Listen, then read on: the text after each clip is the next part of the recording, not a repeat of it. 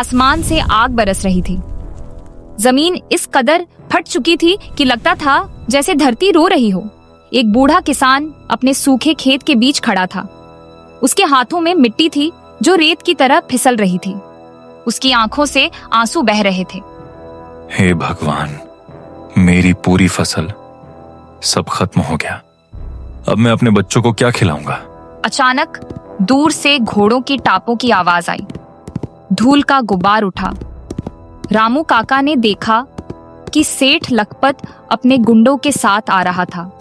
उसके हाथ में एक कागज था जिस पर लिखा था, कर्जा वापसी का अंतिम दिन। अरे रामू, आज तेरे कर्जे का आखिरी दिन है।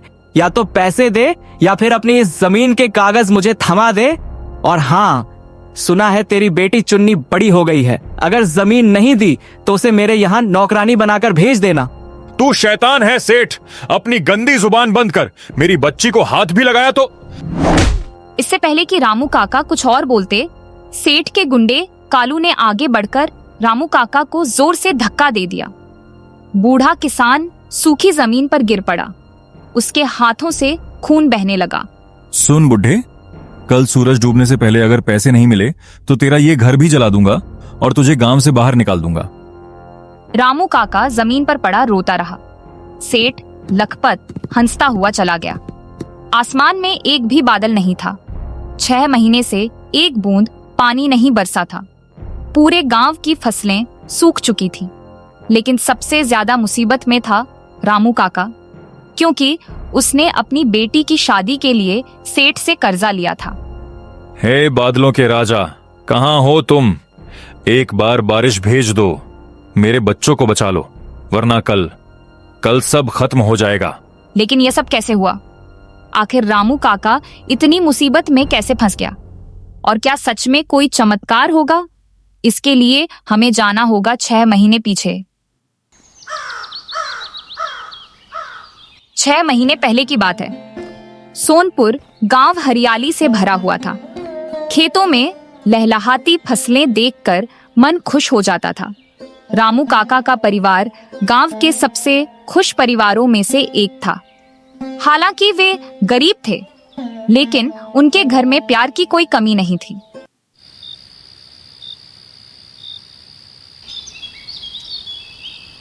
सुनते हो जी, उठ जाओ, सूरज निकल आया है। आज खेत में बुआई करनी है ना? हाँ सुंदरी, आज बड़ा शुभ दिन है। इस बार की फसल बहुत अच्छी होगी। मैंने आसमान में बादलों को देखा है, जल्दी ही बारिश होगी। रामू काका उठकर अपने आंगन में आए। वहां उनका बेटा गोपी बैल को चारा खिला रहा था। गोपी 12 साल का था, लेकिन बहुत समझदार था।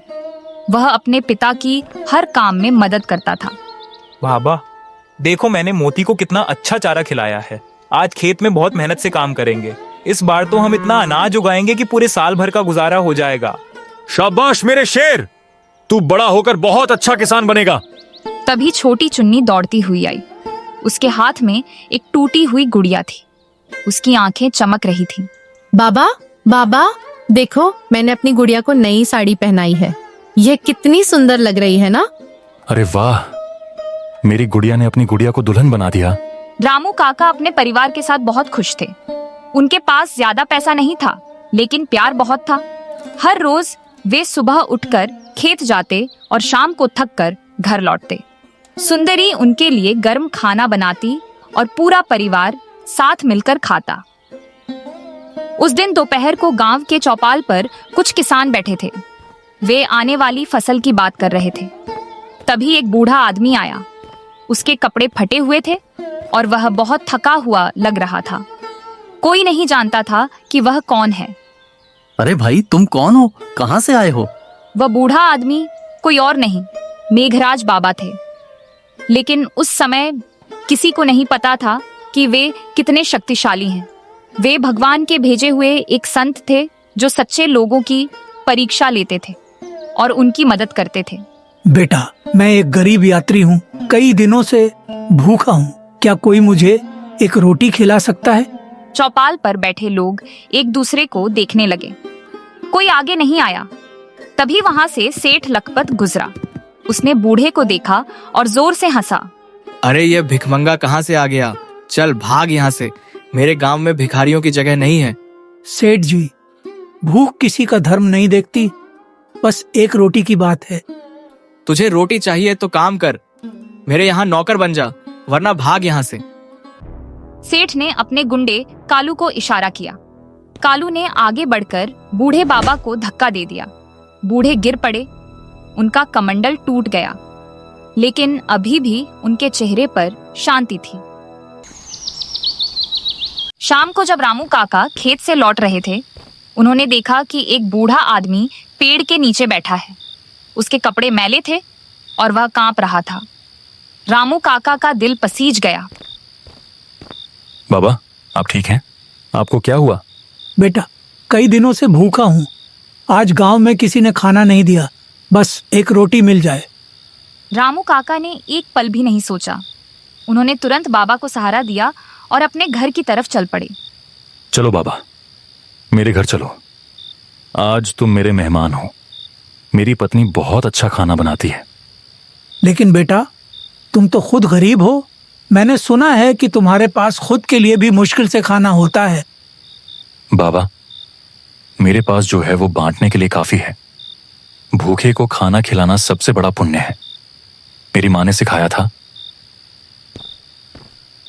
रामू काका बाबा को अपने घर ले आए। सुंदरी ने देखा कि पति किसी बूढ़े को लाए हैं। उसने एक पल भी नहीं पूछा, बस चुपचाप चूल्हे पर और रोटियां सेंकने लगी।